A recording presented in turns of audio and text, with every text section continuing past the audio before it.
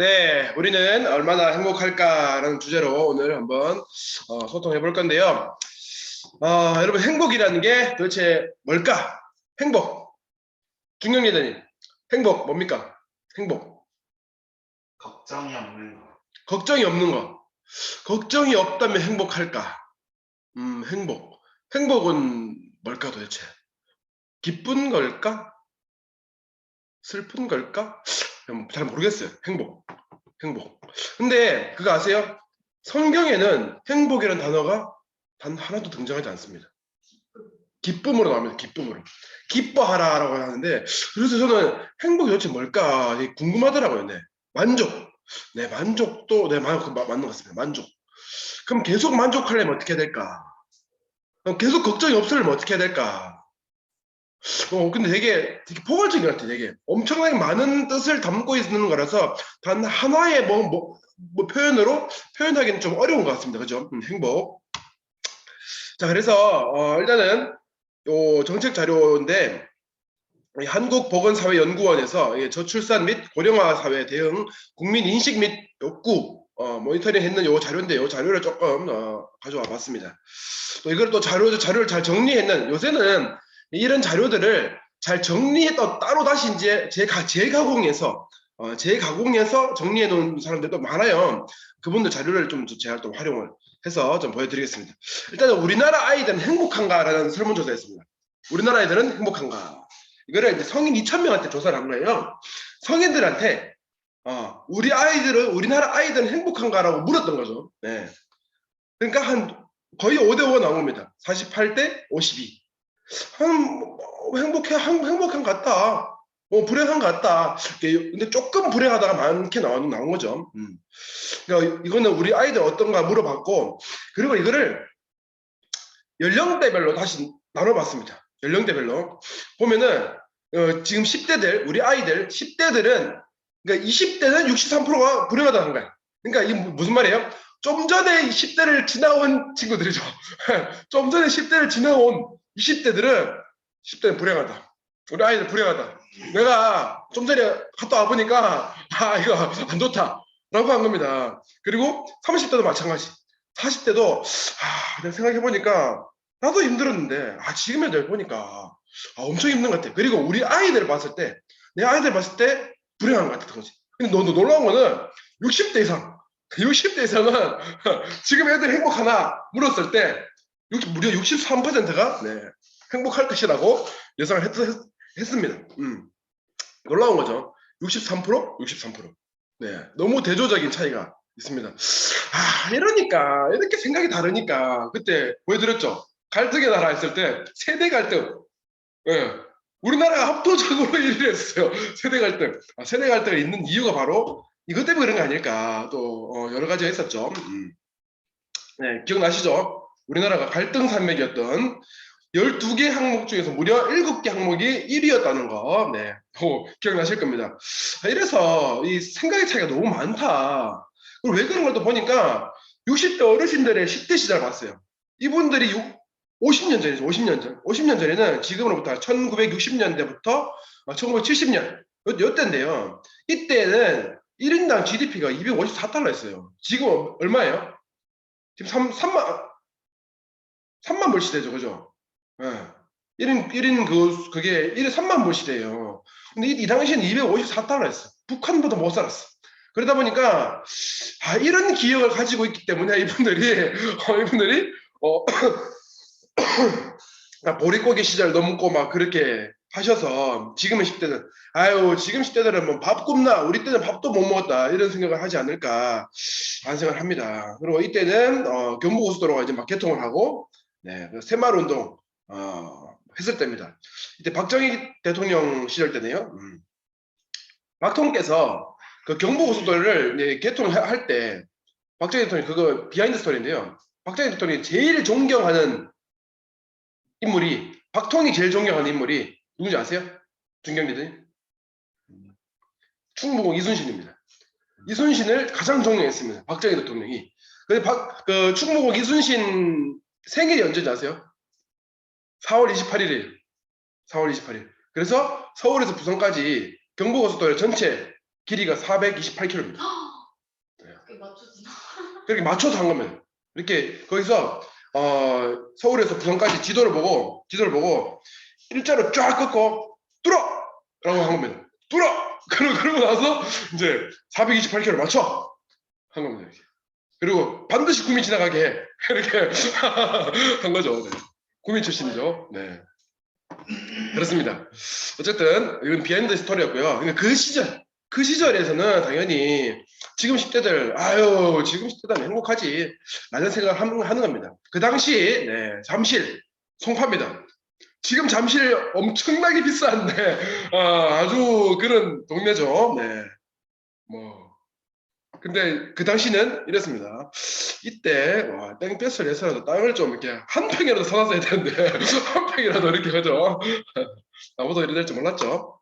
그리고 그 당시는 강북에서 많이 있었는데 가자 강남으로 해서 저도 이때 살아보지는 못했지만 이 전화에 들어오는 이런 내용들을 봤을 때는 이 당시는 강남 거길 왜 가? 그리고 또 뭐 압구정 압구정이 뭐야? 뒷구정도 있냐? 막 이런 얘기를 할 정도.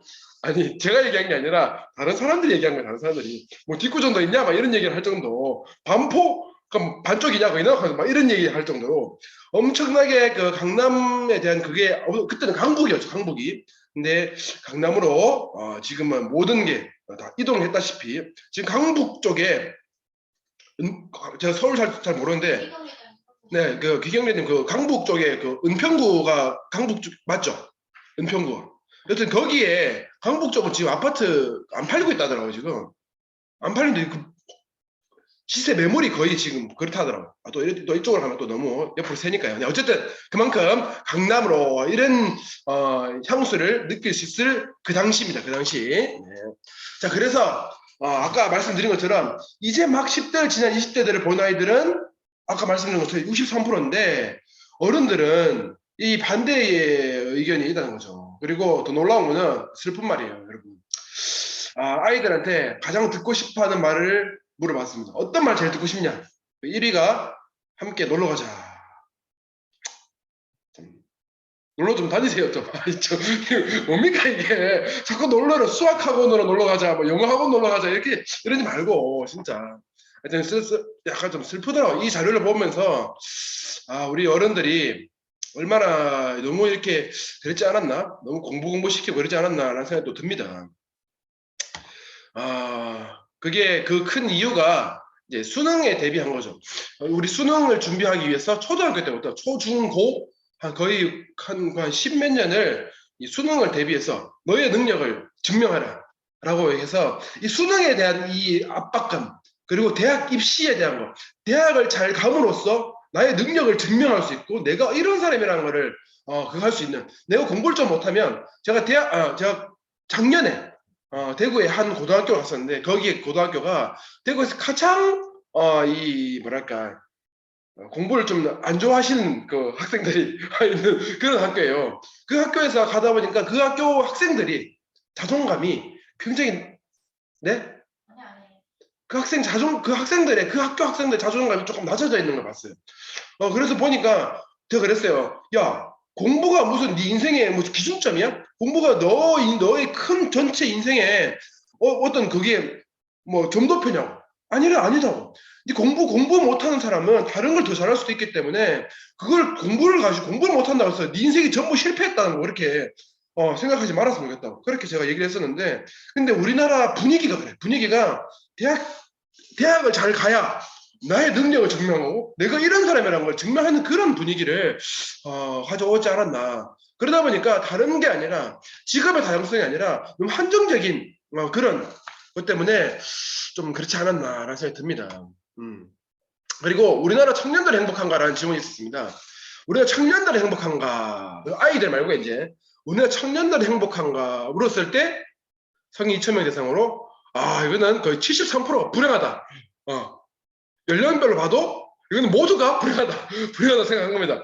20대 현재 지금 청년인 20대 30대도 당연히 불행하고 40대도 지금 청년들 얘네들 불쌍하다 50대도 미안하다 60대 봐도 진짜 미안하다. 야, 너 진짜 힘들겠다. 진짜 힘들겠다. 아, 내 때는 그래도 직장 고민은 안 했는데, 야, 너희들 진짜 힘들겠다. 밥 먹고 살기 힘들겠다, 야. 그런 생각을 하는 겁니다. 그러니까 청년들은 좀 중견 리더님도 그렇고, 저도 청년이죠. 청년들은 불행하다가 아주 압도적인 수치를 가지고 있습니다. 자, 우리 노인들은 또 어떤가 보겠습니다. 우리 노인들이 행복한가라고 했을 때, 노인들은 이거 성인 2,000명 대상 물었을 때 노인들도 불행하다고 대답한 겁니다. 우리 지난 시간에 잠깐 보는 자료들 기억나시죠? 아, 노인 자살률부터 노인 빈곤율 이런 것들 봤었어요, 그죠? 네. 노인들 행복한가 봤을 때 굉장히 불행하다고 나왔습니다. 근데 놀라운 거는 연령별로 다 왔습니다. 놀라운 게 다 모두가 노인들이 불행하다고 생각했는데 그 당사자인 60대 이상은 행복하다는 겁니다. 이거 왜 그럴까? 저는 이 자료를 보면서 무슨 생각이 들었냐면, 아, 양극화가 심하구나. 빈곤율도 높고 자살률도 굉장히 높은데 행복하다고 이렇게 답변을 하는 경우도 많구나. 또 한편으로는 이 설문조사 했는 사람들이 60대 이상은 남자가 아니라 여자가 많이 했나? 라는 생각이 들 정도였습니다. 지난번에 자살률 중에서도 할아버지가 많았죠. 그래서 어쨌든 좀 놀라운 자료가 나왔어요. 네. 네, 그랬고요. 자, 그리고 국민행복지표개발연구라는 이런 자료가 또 있는데요. 요 자료도 한번 볼게요. 이 자료 보시면은 유엔의 유엔 세계 행복지수 순위를 나타내는 게 있습니다. 한국이 무려 57위를 했습니다. 57위. OECD 국가 중에서는 34개국 중에서 32위를 했어요. 32위. 아주 하위권입니다. 아주 하위권. 글로벌적에서는 한 200개 나라가 중에서 이제 57위를 한 겁니다. 아, 이 정도면 괜찮지 않나? 라는 생각을 했는데 아닙니다. 2010년도에는 41위가 됐고 2012년도에는 47위를 했고 2014년도에는 55위를 하고 지금은 57위를 하고 점점 급격하게 떨어지고 있는 행복순위입니다. 행복지수가.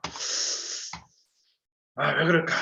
참, 이 보면은 우리나라 행복순위가 점점 이렇게 올라가고 있다는 거예요. 뒤로 가고 있다는 거죠. 뒤로 가고 있고 GDP, 명목 GDP 같은 경우는 지금 그래프를 보시면 이렇게 이런 식으로 지금 쭉 이렇게 올라가고 있죠. 네, 여기 숫자가 내려가는 게 올라가는 거예요. GDP는 내려가고 올라가고 행복순위는 내려가고 이게 크로스되는 형상인데 돈을 많이 벌고 우리나라가 잘 살고 있지만 행복순위 밀리고 있다라는 겁니다. 더 놀라운 거는 전 세계 157개 국가 중에서 이 행복 불평등 이거 표준 편차 요거 표준 편차를 측정해 보니까 이거는 54위가 아니라 무려 96위로 나온 겁니다. 이게 무슨 말이냐면 자 이렇게 볼게요. 평균은 그러니까 행복하다가 위에 있고 그다음에 불행하다가 밑에 있으면 이 표준 편차가 양극화가 너무 길다는 거죠. 우리나라가 이렇게 너무 길다 이렇게. 그러니까 이렇게 밀집되어 있는 게 아니라 너무 이게 길쭉하게 돼 있다는 거죠. 네, 평균적으로는 이렇게 형성돼 있어야 되는데 이렇게 요 밑에는 아주 불행한 경우인 거죠. 여기가 평균이라면 행복하다가 더 위로 막 올라갈 필요는 없겠지만 이제 여기도 너무 밑으로 내려가 있는 거죠. 우리나라가 너무 밑으로 내려가 있어. 그래서 이거를 위로 올리는 것보다도 요거는 올려야 되지 않을까라는 생각이 듭니다. 그리고 대한민국에서 행복의 불평등을 극복하기 위해서는 더 놀라운 게 내가 노력하거나 내가 증명하거나 해야 되는 겁니다. 누군가의 도움을 받아서가 아니라 우리나라 사람 되게 강한 것 같아요. 나 뒤에 또 나올 거지만 설문조사를 해보면은 자꾸 내 탓으로 자꾸 생각해요. 내가 열심히 안 했지 뭐. 내가 열심히 안 했으니까 뭐 취직 못했지 뭐. 내가 열심히 안 했으니까 뭐 이렇게 뭐 살고 있지. 돈도 못 벌지. 약간 이런 식으로 자꾸 자기 탓을 하긴 하는 그런 경우가 너무 많더라고요. 우리나라 사람들이 착해서 그런가. 그렇죠. 남 탓을 잘 안 하더라고요. 그런 경우가 있습니다. 잠시만요.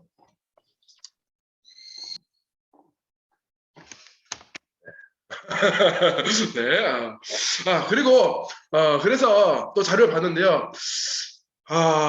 OECD 국가 중에서 혹시 중경리더님은 어느 나라가 행복의 질, 행복 지수 어느 나라가 가장 높을 것 같아요? 1위 어딜 것 같습니까? 방글라데시도 OECD 간가요? 그러면 OECD 빼고 전 세계로 다 봤을 때 어느 나라가 가장 행복 지수 높을까? 저 옛날에 어디서 방글라데시라고 본 것 같아요. 스웨덴이요. 그 뒤에 보여드릴게요. 네, 그 뒤에 보여드릴게요. 자, 일단은 그러면 우리나라는 이건 뭐냐면요.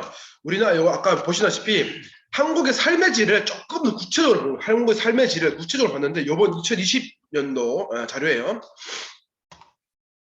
보니까 여기 막대 그래프가 이렇게 높이 올라와 있는 게 좋은 거예요. 평균 대비 막대 그래프가 높은 게 좋은 거예요. 그러니까 주거 좋아요. 주거 안 좋은 것 같은데 이거 안 좋은 것 같은데 주거 안 좋은 것 같은데 이거 주거 엄청 좋다고 나와 있습니다. 네, 사실 보면은 우리나라 월세 이런 게 비싸다고 하는데 사실 안 비쌉니다. 미국에 비하면 미국은 진짜 조그마한 진짜 열 몇 평 되는 그런 데도 월세가 한 몇백만 원씩 하죠. 2, 300만 원씩 하죠. 네, 엄청 비싸요. 근데 전세가 없기 때문에 그냥 딱 전 세계에서 전세라는 게 우리나라밖에 없어. 그러니까 월세 아니면 렌트 아니면 사는 거기 때문에 다들 거의 다 렌트를 하기 때문에 한 수백만 원씩 나가더라고요. 근데 그렇게 치면은 뒤에 또 자료 보여드릴 텐데 일단 주거는 아주 높게 나왔어요. 그리고 기대 수명, 이거 지난 시간에 봤죠? 네, 기대 수명 아주 우리나라가 전 세계 탑, 킹 대한민국이었습니다. 그리고 과학 분야, 우리나라 아주 멋지죠? 그리고 이게 뭐 투표율도 뭐 괜찮은 편입니다. 우리 또 투표율 이제 다음 달에 대선 하게 되면은 또 보시게 될 텐데 투표율 좋은 편입니다. 네. 살인율, 보안, 치안, 우리나라 아주 좋아요. 진짜 이게 보안과 치안에 대한 거는 우리나라가 아주 월등히 좋은 편입니다. 진짜 이 외국 가면은 외국 여행 다녀보시는 분들 알죠? 네. 외국 가면은 굉장히 치안이 안 좋습니다. 네. 미국도 그렇고 하와이만 가봐도 그렇더라고. 하와이만 가봐도 도둑 절도가 엄청 이게 비일비재하다고 합니다. 우리나라는 이 카페에 핸드폰을 두고 잠깐 어디 갔다 오는 경우 너무 흔하잖아요. 외국에서 있을 수 없는 일. 네. 어떻게 핸드폰을 두고 가냐 할 정도. 제가 또 베트남 가가지고 베트남에 오토바이 너무 많아. 오토바이를 막 이렇게 찍고 있으니까 한 호텔리어가 와가지고 뭐라고 얘기를 하는 겁니다. 그래서 이렇게 그러니까 자세히 들어보니까 이런 말이야. 여기서 핸드폰 이렇게 찍고 있으면 오토바이가 지나가면서 핸드폰 날치기 해가지고 가져간다. 여기서 이러면 그건 못 찾는다 절대. 그러니까 여기서 이렇게 대놓고 찍고 있으면 안 된다라고 얘기하는. 놀라운. 그만큼 우리나라는 이게 보안, 이런 치안 맞죠? 치안. 굉장히 좋은 편입니다. 근데 여기에 제가 빨간색 박스 쳐놓은 게 있는데 환경의 질 아주 안 좋아요. 이게 안 보여. 바닥 아주 안 좋아. 공기도 안 좋고 아주 안 좋습니다. 그리고 가장 이게 뒤에 또 아주 자세히 좀 볼 게 사회적 관계입니다. 사회적 관계가 이게 좀 마음이 아팠어요. 일단 좋은 것부터 한번 보겠습니다. 주거를 왜 그렇게 된 거 보니까 주거비를 제가 가처분 소득의 비율이 우리나라가 압도적으로 1위입니다. 압도적으로. 네, 이렇게 혼자 여기 왔어요. 혼자 2위와 격차가 너무 혼자 여기야. OECD 평균 여기인데. 그러니까 주거비가 저렴한 나라라고 합니다. 전세 때문에 저는 그렇다고 저는 생각합니다. 네. 자, 그리고 과학 학생 역량 3위면 3위. 2위와의 격차도 별로 없어요. 네. 과학 부분 좋고요. 그다음에 대기오염 아까 말씀드린 것처럼 대기오염 아주 안 좋습니다. 우리나라 대기오염 아주 최하위권. 그리고 남녀 간의 임금 격차 이것도 환경에 속하니까요. 임금 격차 이것도 아주 최하위권입니다. 지 혼자 여기 와 있어요. 왜 그럴까? 그렇습니다. 네. 그리고 아까 말씀드렸던 사회관계에 대한 내용들인데요. 이게 무슨 말이냐면 필요할 때 의지할 가족이나 친구가 없다라고 되어 있습니다. 아까 처음 보여드렸던 요거 사회적 관계 이 부분이 바로 이거를 말하는 겁니다. 네. 필요할 때 의지할 가족이나 친구가 없다. 혼자 있는 거죠. 이게 무려 OECD 평균의 2배예요. 이게 되게 슬프더라고요. 그러니까 사회적 지원과 신뢰가 부족한 그게 OECD 중에서 여기 한 나라 빼고는 우리나라가 거의 꼴찌에서 2등입니다.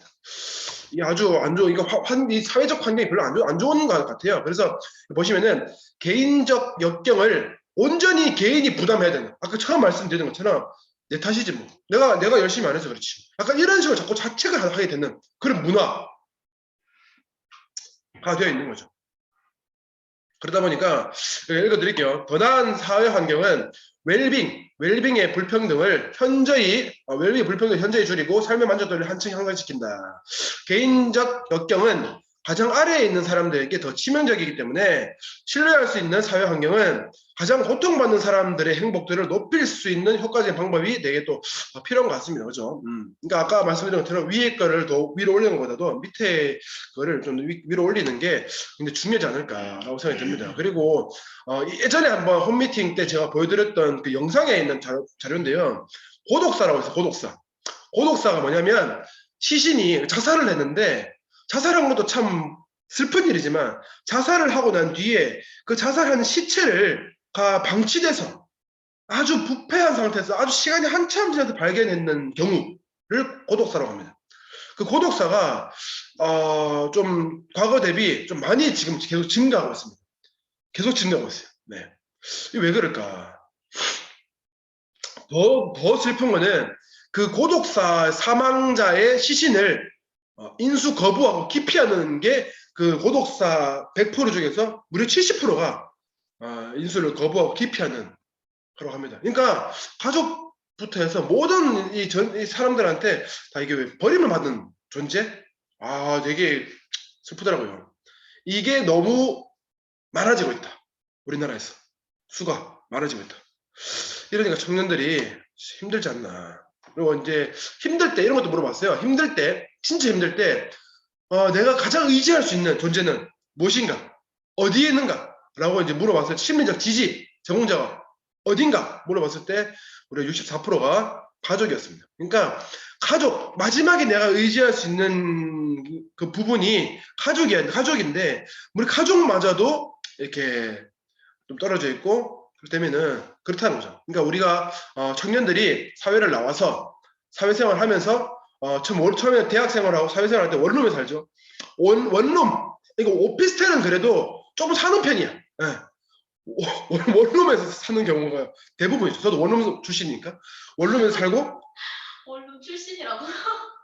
원룸 출신이죠. 원룸 출신. 네, 원룸 출신이니까 원룸에서 그냥 원룸에서 살다가 그다음에 뭐 하다못해 오피스텔로 갔다가 그다음에 빌라 어디로 갔다가 또 그리고 또 아파트로 넘어가는 이렇게 단계적으로 넘어가야 되는데 그걸 넘지 못하고 있는 경우입니다. 지금 넘지 못하고 그냥 거기서 이게 너무 좁은 공간에서 외톨이처럼 이렇게 혼자 외롭게 있는 경우가 너무 많다는 거죠.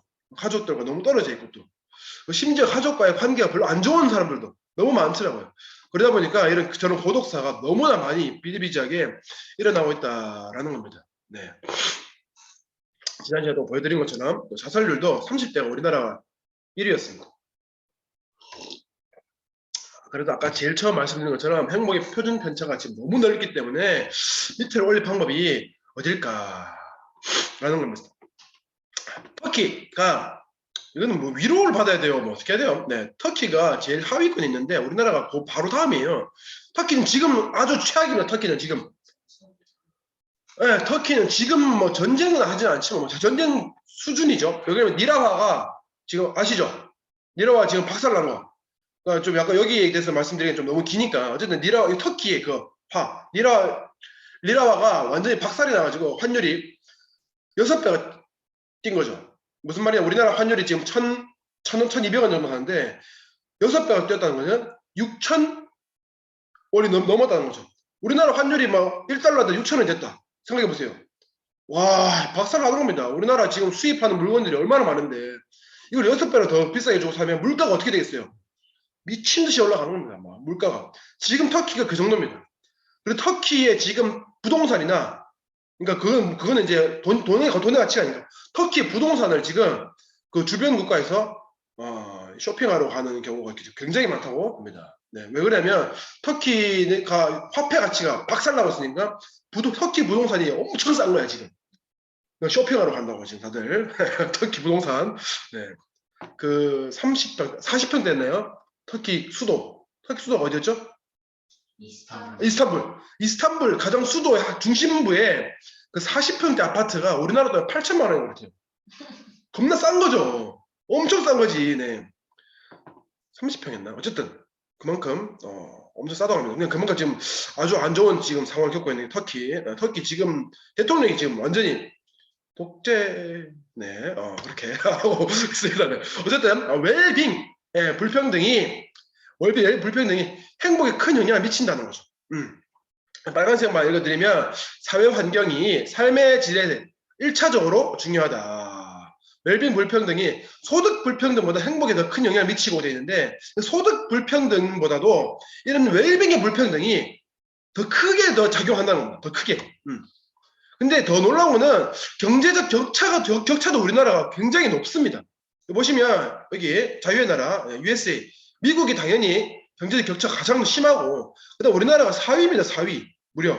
네, 4위에 4위 우리나라. OECD 평균 여기 우리나라 4위입니다.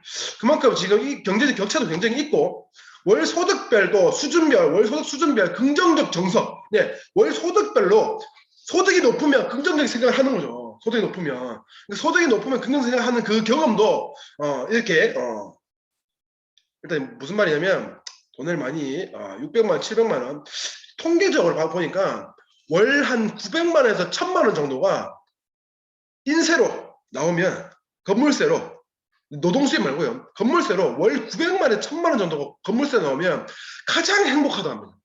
더 많이 나와도 안 된대요. 더 많이 나오면 욕심이 자꾸 생겨서 안 되고 이혼율도 그때가 제일 높아요. 네, 이혼율도 그때가 제일 없답니다. 네, 이혼율도 딱 인세로 900에서 1000 뭐예요? 우리 파운더스 에메랄드 네, 그리고 혹은 다이아몬드 되면은 아주 가장 행복한 삶을 살 수 있다 라는 겁니다.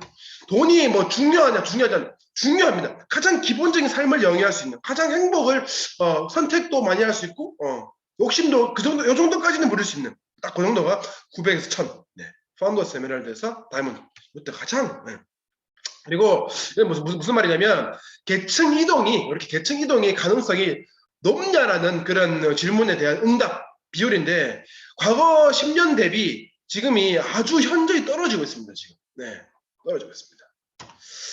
그러니까 이동이 불가능하다 이 말이죠. 안 되겠다. 예전에야 뭐 좀 열심히 하면은 계층 이동이 가능하겠다 생각했는데 지금은 거의 불가능하겠다라고 생각을 하는 것 같습니다. 사회가 발전하면서 이런 격차가 벌어지는 거는 또 당연한 건가 또 이런 질문을 했습니다. 하니까 무려 절반이 동의한다고 합니다. 무슨 말이에요? 그래, 내 탓이다. 뭐 내가 뭐 열심히 안 했지. 아까 제가 처음 말씀드렸던 그런 얘기를 한다는 겁니다. 네. 그리고 마지막입니다. 마지막 요 자료만 보여드릴게요. 이제 아까 제일 처음에 제가 중경대장님한테 질문했던 전 세계에서 OECD 말고 전 세계에서 월드 해피니스 레포트입니다. 네, 전 세계 행복 지수를 가장 얘기했는 2021년도에 나온 최근 자료입니다. 보시면은 방글라데시라 했는데 아닙니다. 어디예요? 핀란드입니다. 핀란드가 1위를 했고요. 2위가 덴마크, 3위가 스위스. 다 어디예요? 전부 북유럽. 그리고 여기 이게 어딥니까? 노르웨이, 스웨덴 다 유럽이야. 뉴질랜드, 오스트레일리아, 오스트리아. 네. 다 있죠. 젊은이, 네. 젊은이, 여러 개, 젊은이, 네. 독일, 다 이렇게 있는 겁니다. 그러니까 유럽 국가들이 행복 지수가 가장 높다는 겁니다. 이야, 참. 우리나라 몇일까요? 맞춰보세요. 우리나라 몇위? 100몇위? 우리나라는 우리나라는 여기 보시면 62위에 있습니다. 62위. 우리나라 62위. 아까 그거는 다른 지표였고 이건 행복 지수에 대한 거였습니다. 네. 삶의 만족도, 삶의 태명도 조금 다르더라고요. 네. 행복 지수 오늘 62위. 일본이 56위였습니다. 필리핀이 우리나라보다 조금 위에 있습니다. 중국이 84위에 있습니다. 그러면 가장 밑에는 어딜까? 아프가니스탄? 네, 아프가니스탄입니다. 여기는 당연히 전쟁을 하고 있으니까 그럴 수밖에 없다고 생각합니다. 그리고 여기 인도죠. 네, 여기 같은 경우 인디아가 어디예요? 음. 인도 맞죠? 갑자기 표정이 이상해지길래 맞잖아, 인도 맞잖아. 갑자기 자신감 없어졌어 지금. 네, 인도도 아주 지금 여기도 이게 너무 심한 동네죠. 그렇다고 합니다. 자, 그리고 이거는 이 자료 무슨 말이냐면 아까 보시다시피 상위권에 독일부터 유럽 국가들이 많았잖아요. 독일 친구 사람들한테 물어봤대요. 당신들은 어릴 때 뭘 했나? 왜 그렇게 행복지수가 높냐? 가정 환경이 어땠냐? 물어보니까 여기 나온 것처럼 축제였다. 놀았던 기억밖에 없다. 나 어릴 때 너무 행복했다. 다들 이런 얘기 하는 겁니다. 우리나라 10대 물어보면 학원 가지 학원. 학원 가고 우리나라 10대도 너무 바빠요. 진짜 장난 아니에요. 진짜 불쌍해 죽겠어. 네.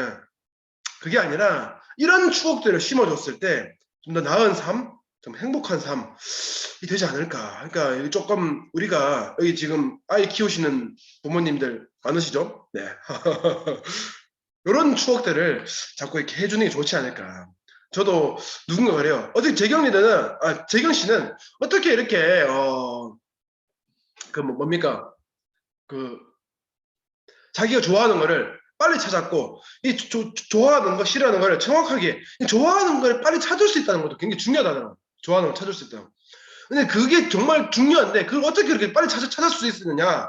부모님 어떻게 해줬냐? 물었습니다. 저한테 누가. 제가 뭐라 했냐면, 우리 엄마가 아무것도 안 해줬어요. 아무것도 안 해준 게 가장 나한테 행복한 삶을, 이렇게 만들어줬다는 겁니다. 너무 간섭하지 않았다는 거죠. 그렇다고 너무 무관심하면 안 되지만 진짜 간섭하지 않았습니다. 제가 잘했으면 잘했다 뭐 이거 잘했으니까 뭐 그럼 못했으면 별 반응이 없어. 뭐 지가 하다가 안 되면 전에 와 농사 짓겠지 뭐 약간 이런 마인드 이런 마인드 그랬었으니까 네. 그것처럼 저는 진짜 들판에서 막 뛰어놀았던 기억밖에 없어. 10대 때는 진짜. 물론 고등학생 때는 좀 달랐지만 그 초등학교 중학교 때 이때는 진짜 들판에 막 산으로 들이며 막 이렇게 비비탄총 들고 막 이렇게 막 애들이랑 놀고 막 진짜 그런 기억밖에 없습니다. 진짜 놀았던 기억. 그래서 이게 긍정적인 생각을 좀 할 수 있지 않았나라는 생각을 합니다. 그러니까 이런 기억을 해주는 게 되게 중요하다라는 생각이 듭니다. 그리고 유럽 같은 경우는 또 왜 이렇게 행복치가 높냐를 보니까 이 사람들 욕심이 없어. 여기 부교를 보시면 얀테의 법칙이라고 있대요. 그러니까 노르딕 국가에서는 모르는 사람이 없을 정도로 이 얀테의 법칙이라는 게 있는데 이게 뭐냐? 쭉 보시면은 읽어드릴게요. 스스로 특별한 사람이라고 생각하지 마라. 내가 다른 사람들보다 더 좋은 사람이라고 생각하지 마라. 내가 다른 사람들보다 더 똑똑하다고 생각하지 마라. 우월하다고 생각하지 말고 더 많이 알고 있다고 생각하지 말고 다른 사람보다 내가 더 중요하다고 생각하지 말고 더 잘할 것이라고 생각하지 말고 비웃지 말고 나를 걱정하고 있다고 생각하지 말고 다른 사람이 나를 걱정하고 있다고 생각하지 말고 다른 사람을 가르쳐 드리려고 하지 마라. 약간 이거 동양에서 중용을 보는 느낌인데 이거를 누구나 다 이렇게 다 생각을 하고 있다 합니다. 그래서 얀테 법칙 이게 스웨덴 사람들에서는 사람들이 자신의 소득이나 부에 대해서도 너무 이렇게 자랑하지 않는다 합니다. 내가 뭐 예를 들어서 뭐 어디 뭐 상을 받았다, 뭐에 뭐 됐다, 진급했다, 뭐 이런 거에 대해서 자랑을 하지 않는다는 겁니다. 네. 근데 그런 대화보다는 이상한 대화는 자주 한답니다. 이거 제가 적진 않았어요. 네, 상상에 맡기겠습니다. 그런 대화를 뭐 훨씬 더 많이 하는 나라입니다. 그쪽에는 그쪽은 그쪽 편이 자유로우니까 우리나라는 돈 대화도 하면 안 되고 이런 것도 또 미개인 취급받고 다 안 되는 우리나라는 그런 생인데 어쨌든 요 자료를 보시면은 미국에서 활동하고 있는 그 스웨덴의 언론인이 슈티나 달그렌이라는 이 사람이 보니까 미국에서는 돈을 많이 벌면은 이 뭡니까 어떤 누굽니까 돈 많이 벌고 있다는 그런 유명한 스타들 막 돈으로 막 돈방석에 앉아가 그거는 뭐야 인스타에 올려서 사진 찍고 막 나 돈 이만큼 벌었다 이런 자랑들 하고 그러잖아요. 네, 미국에서는 그런 문화인데 그런 문화에서 너무 축하한다. 와 부럽다. 이런 좋은 일로, 좋은 이미지로 하는 그런 응원하는 분위기인데 왜 우리나라 이거 그 자기 나라 스웨덴은 월급을 많이 번다고 하는 사람을 이상한 사람을 취급하는가라는 얘기 또 했을 정도로 그런 얘기를 한답니다. 그런 분위기라고 합니다. 그러다 보니까 좀 뭐랄까 욕심에 대한 것도 일본처럼 좀 떨어지지 않나라는 생각이 들고 그리고 크랩 멘탈리티라는 게 있어요. 이게 뭐냐면 개를 잡아서 큰 바게트에다가 이렇게 담아놓으면은 충분히 연금은 계속 나갈 수 있는데 얘네들이 못 나간다 합니다. 왜 못 나가냐면 이런 바게트에 담아놓으면 서로 이렇게 못 나가게끔 서로 이 집게로 잡는다고 이렇게 서로. 그래서 바게트에 담아놔도 개들이 다 딱 봐도 탈출할 것 같은데 탈출을 못 한다고 합니다. 그 이유가 그게 바로 이 크랩 멘탈리티라고 하는 겁니다. 그러니까 개의 효과죠. 이 남들 잘 되는 걸 못 보는 거지. 안 돼 임마. 약간 이런 식으로. 너 잘났다 생각하지 마. 너 잘난 거 아니야. 이런 식으로. 그런데 응원하는 분위기가 아니라 약간 이런 분위기라서 좀 여기서 만족하는 그런 게 아닐까라는 생각을 합니다. 그리고 반대로 우리나라 동양 이쪽에서는 수능 이런 무한 경쟁 치열한 요거는 중국은 조금 약간 비교가 좀 다르긴 하지만 어쨌든 요 자료를 본 게 요 자료가 요 사진이 중국의 수능 이제 가오카오라는 그 수능 보는 그 자료인데 이거를 중국을 제가 예시를 든 게 아니라 요런 사진을 이런 무한 경쟁 사진을 본 겁니다. 네, 사진을. 그래서 유럽식 자본주의가 있고요. 미국식 자본주의가 있어요. 똑같은 자본주의지만 유럽식 자본주의는 뭐 좀 복지, 약간 평등에 가까운 모두가 잘 살고 있는 복지가 많고 세금도 그만큼 많이 내고 하는 그런 내가 이렇게 계층을 좀 올라가고 신분 상승을 하고 내가 완전 플렉스 부자가 되고 싶은 그런 마음이 있더라도 유럽에서는 그런 게 좀 불가능하다. 분위기상, 환경상. 근데 그게 아니라 아메리칸 드림이라 하죠. 기회의 땅. 아메리칸 드림을 꿈꾸고 미국으로 건너가자라고 하는 경우가 많죠. 그러니까 미국식 자본주의랑 유럽식 자본주의랑 조금 성향이 다른 것 같아요. 그래서 어떤 게 더 우월하냐? 그건 저 잘 모르겠습니다. 각자의 성격에 따라 취향에 따라 다르지만 어쨌든 오늘 주제는 행복입니다. 행복하기 위해서 우리가 어떤 것을 우리가 고민해 봐야 되느냐라는 겁니다. 그래서 저는 제가 생각하는 거는 좀 직업의 다양화가 있어야 된다. 직업이 너무 무조건 좋은 직장, 뭐예요? 대기업, 공무원, 판검사, 약간 이런 쪽으로만 한정되어 있으니까 직업의 다양화가 없다 보니까 사람마다 각자 가지고 있는 탤런트가 너무나 다 다른데 저는 이런 걸 좋아하는데 이런 걸 못하는 경우도 있고 저는 요리 굉장히 못하잖아요. 잘하나요? 별로 안 좋아요. 별로 안 좋아해서 하고 싶지 않을 정도니까. 근데 어떤 분들 보니까 요리하는데 막 힐링 받는 분도 있어요. 그죠? 근데 요리를 하면 힐링이 아니라 에너지가 너무 뺏기는 느낌이에요. 그것처럼 사람마다 다 다른 거예요. 저는 이렇게 강의하는 게 좋고 재밌고 뭐 할 만해요. 얘기하는 게 스피치 하는 게. 근데 누군가는 이 스피치 하는 게 너무 두렵고 하는 분도 있습니다. 그것처럼 사람마다 너무 성향이 다른데 이거를 너무 한정적으로 직업을 두니까 극도의 스트레스를 받고 극도의 불행하다고 느끼고 하는 게 아닐까. 그리고 그런 결과를 토대로 나를 증명해야 되고 하니까 조금 그런 게 아닐까라는 생각이 듭니다. 그래서 결과보다는 그 과정을 인정해주는 사회 그런 문화가 돼야 되지 않을까. 그래서 그 스펙보다 내가 어떤 스펙을 쌓아서 하는 그런 스펙이 결과잖아요. 그런 스펙보다 정말 스토리로서 나의 능력이 되고 내 스토리가 이런 그게 될 수 있는 그런 삶, 그런 문화가 돼야 되지 않을까. 그리고 너무 또 안주하려고 하는 그런 삶이 아니라 좀 약간 도전하는 삶. 대신에 막 쟁취하고 막 하는 그런 삶이 아니라 나누는 삶. 이런 삶이 이런 문화가 조금 형성되어 있을 때 조금 우리의 행복이 물론 아까 준경민님 처음에 말씀하셨던 걱정 없는 삶도 괜찮죠. 하지만 우리 지난 시간에 얘기했잖아요.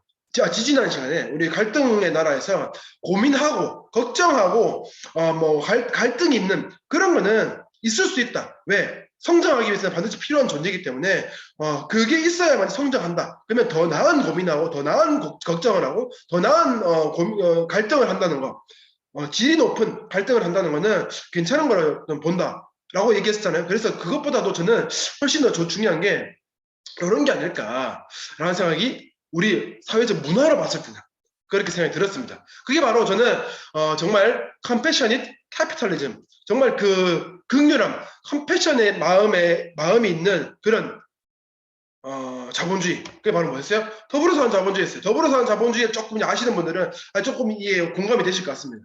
더불어 사는 자본주의라는 게 정말 더불어 자본주의. 이 조금 안 맞는 말이지만 어쩌면 가장 우리가 인류가 지금까지 살아왔는 정말 뭐 수천 년, 수만 년 살아왔죠.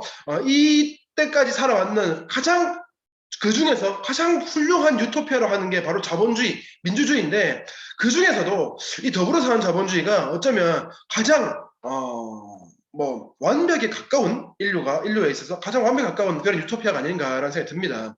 이 자본주의는 부의 양극화, 있는 자가 더 가지고 빈익빈 부익부라는 그런 단점을 보완해 줄 수 있는 그게 바로 컴패션의 마음을 가졌을 때 완성되어진다는 거. 그게 어쩌면 이 철학, 이 가치관이 지금 우리 아메이 사업을 만들었고 이 더불어 사는 자본주의라는 이 컴패셔닛 캐피탈리즘을 그 정신을 그 리치의 정신을 현실화하고 그것을 이렇게 뭡니까 이렇게 널리 전파한다고요? 전파하고 펼친 눈에 보이게 가시화시키는 게 바로 저는 아메이 사업이라고 생각합니다. 그게 아메이의 가치고 아메이 창업체 정신이고 우리가 가져야 될 정신이라고 저는 생각합니다. 그리고 이 정신이 어쩌면 우리에게 진짜 행복을 가져다 줄 수 있지 않을까라는 생각을 하고 마지막으로 또 희망이 있다면 저는 행복할 수 있다고 봅니다. 직장인들한테 물어요. 금요일 오후가 행복합니까? 아니면 일요일 오후가 행복합니까? 라고 물었을 때 어떤 것 같아요? 직장인들. 금요일 오후가 행복해요. 왜 그럴까? 내일 쉬니까. 내일 노니까. 근데 일요일 오후는 일요일 저녁, 일요일 오후. 와, 피곤해요. 왜? 놀면서 짜증나요. 내일 출근할 생각하니까 내일 출근해야 돼. 이게 무슨 말이냐? 금요일 오후는 내가 지금 회사에서 일을 하고 있고 혹여라도 야근을 하고 있더라도 내일 쉴 생각에 즐거운 겁니다. 근데 일요일 오후, 일요일 저녁은 지금 내가 소파에 널브러져 있더라도 내일 출근할 생각에 힘든 겁니다. 무슨 말이냐? 지금 내가 뭘 하고 있는지보다 더 나은 내일, 더 확실한 내일이 지금의 행복을 만든다는 겁니다.